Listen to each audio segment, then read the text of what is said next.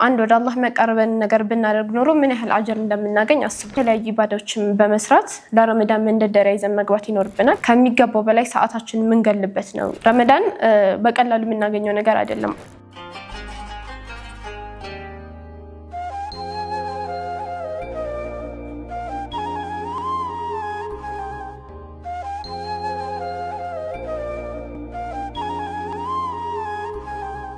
አሰላሙ አለይኩም ወራህመቱላሂ ወበረካቱ። ውድና የተከበራችሁ የሚስሊክ ተከታታዮች እየቀጠለ ባለው የሻዕባን ሲሪየሳችን ላይ የዛሬው ቶፒካችን የሚሆነው ደግሞ ዲሲፕሊን ወይም ደግሞ አንድ ነገር ለማድረግም ለመተውም ያለንን ቋሚ የሆነ ጽናት ላይ ፎከስ አድርገን የምንወያይበት ይሆናል። አብራችሁን ቆዩ። የምናነሳው ርዕስ ከሶሻል ሚዲያ አጠቃቀም ወይም ደግሞ ከስልክ አጠቃቀም ጋር የሚገናኝ ሲሆን ጥናቶች እንደሚያሳዩት ስልካችንን ከ2 ሰዓት እስከ 4 ሰዓት ድረስ ስክሮል በማድረግ እናሳልፋለን።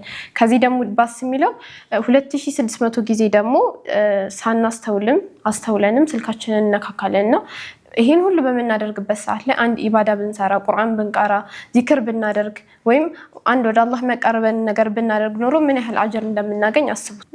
አሁን ላይ ሶሻል ሚዲያ ወይም ደግሞ ስልካችን ላይ ይህን ያህል የምንከታተላቸው ነገሮች ከብዙ ነገሮች ዲስትራክት የሚያደርጉ ናቸው። ማለትም ከኢባዳ የሚያዘናጉ ናቸው። ወይም ደግሞ ሌሎች ነገሮች ላይ ከሚገባው በላይ ሰዓታችን የምንገልበት ነው።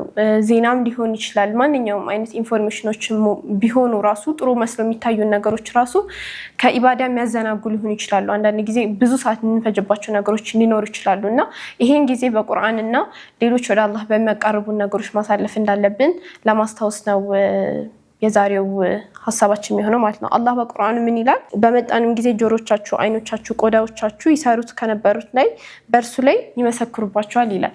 ምንም እንኳን አሁን ላይ የሚናገረው አፋችን ነው፣ አፋችን ብቻ ነው የሚናገረው። ግን የቂያማ ቀን አላህ ፊት በዛ ሁሉ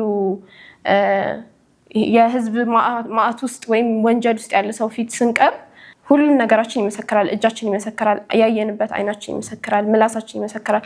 ሁሉም ነገራችን መናገር ይጀምራል ማለት ነው። አሁን የምናደርጋቸው ነገሮች፣ እያንዳንዷ ነገሮች፣ የምንሰራባቸው አካላቶቻችን ሁሉ የቂያማ ቀን አላህ ፊት የሚመሰክሩብን ናቸው ማለት ነው። መጪ ጊዜ ደግሞ ረመዳን ነው።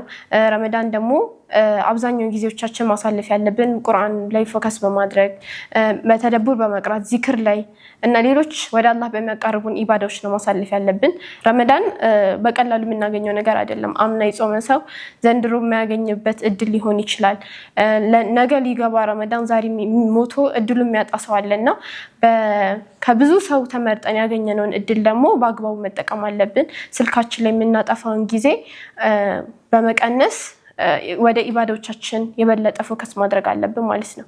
ያን ደግሞ ለማድረግ በቀሩት ጥቂት የሻዕባን ቀናት ውስጥ መለማመድ ይጠበቅብናል። ከስልካችን ጋር ያለንን ግንኙነት በተቻለ አቅም መቀነስ፣ ከተቻለ ደግሞ ለሙሉ በማጥፋት የበለጠ ወደ አላህ በመቃረብ ቁርአን በተደቡር በመቅራት ዚክር እና የተለያዩ ኢባዳዎችን በመስራት ለረመዳን መንደርደሪያ ይዘን መግባት ይኖርብናል። ረመዳን ላይ ደግሞ ይህንን ነገር አስጠብቀን 30ውንም ቀን በተቻለን አቅም ተጠቅመንበት ወደ አላህ ተቃርበን የምናልፍበት ረመዳን ያድርግልን እላለሁ። ሰላም አለይኩም።